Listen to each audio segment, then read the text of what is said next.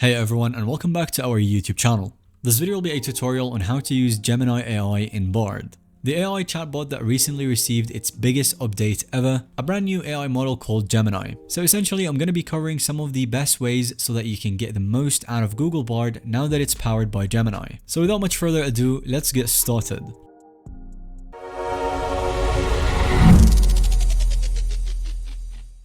First things first, let's access Google Gemini. And for that, you want to simply head over to bard.google.com or gemini.google.com. Both these links will redirect you to the same exact page. Make sure that you're logged in with your Google account. And if you don't have one for some reason, then you can easily create one. It's completely free. Once you're in, this is what the interface will look like. It looks very familiar and similar to the ChatGPT one. So if you're familiar with using ChatGPT and AI in general, then you will easily navigate through the interface. And from here, you will be greeted by Google Gemini, and then you will get 4 suggestions as to what you can do with it. So you can generate an image of a random topic that it suggests. It suggests that it helps you with writing code. You can use Gemini to help you write long form content, or you can upload an image or a document yourself and then make it analyze it and ask it questions based on it. Or you can simply write a prompt of text where available, and if you don't feel like typing today, then you can easily use the microphone option so that you send it as a voice message. So plenty of things to do with Gemini right off the bat. Not to mention that in the top left corner right here, you can switch between using Gemini Advanced and Gemini Pro. So essentially the paid and the free version. So the paid version is overall better, obviously, but using the free version could still suffice in some cases as it is faster and could get you to what you want a lot easier. Not to mention that you don't really have to pay a subscription for it and it's available pretty much all the time. And speaking of the paid version, if this is your first time using Gemini, then you can go ahead and grab your 2-month free trial on Gemini Advanced. And then after that, you will be billed $20 per month for using the paid version. So before we jump into actual prompts and results from Gemini, let's quickly go over some of the settings. So under the settings menu, you will find options like switching between light and dark mode if you prefer a brighter or darker theme. I almost always go with the dark mode on every single platform, but with Gemini I actually liked the brighter mode better for some reason. Maybe the contrast is a little bit off for me, I'm not sure. You can also switch the real-time responses on or off depending on how you like it. So what that does is that it chooses when to show the response either as a full message or while it types. And onto the extension section, you can actually use a whole lot of valuable extensions that you can incorporate within Gemini itself. For example, the Google Flights one, Google Hotels, Maps, and also Google Workspace. And enabling that will allow you to tag your Gmail, maybe your Google Drive, and then get information and data straight from it into Gemini. Now going back, one of the easiest ways to get started with Gemini is using the simple research. And with that, you can see where Gemini is getting its information from and even double check the responses with a single click.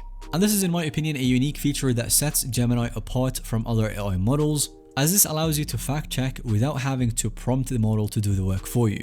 Another useful application for AI models in general is using them for writing content. So we can try a simple prompt asking Gemini to write an email to subscribers about an end of year sale without providing much context about what kind of product or service that you sell. By default, most AI models will take a promotional approach which can come across as over the top. So to get a more balanced result, I like to add the phrase without using promotional language at the end of these prompts. And this way the model will provide a more factual, less salesy kind of email.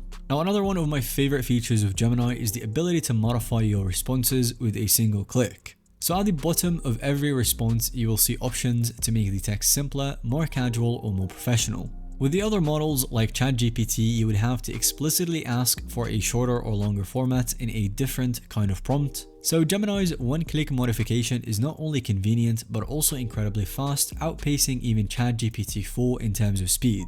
Next up, I'm going to talk about the extension that we talked about earlier, which is using the YouTube integration. This is another area where Gemini excels at, and it is the ability to access information from even YouTube videos. Since Google owns both Gemini and YouTube, they have integrated the two platforms seamlessly.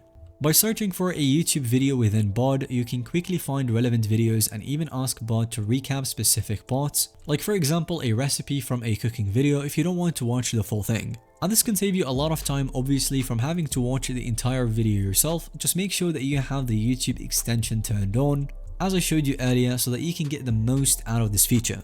And finally, one of the most useful features of Gemini is probably its integration with Google Workspace.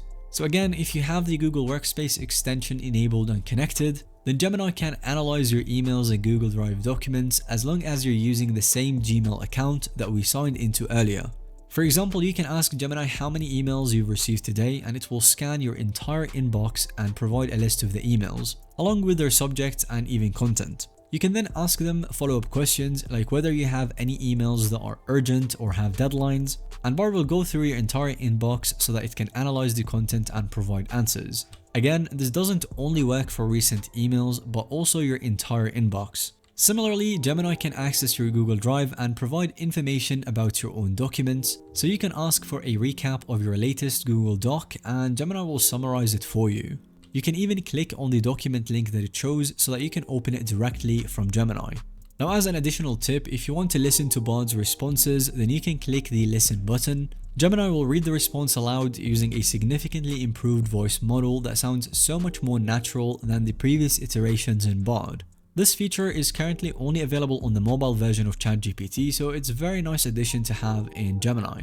And there you have it, that will be a wrap on today's video. Thank you so much for watching. Let us know your own thoughts in the comment section down below. And if you found today's video to be helpful or informative to watch, then go ahead and give it a thumbs up. And don't forget to subscribe to our YouTube channel so that you don't miss out on any follow-up content that we can make related to this one.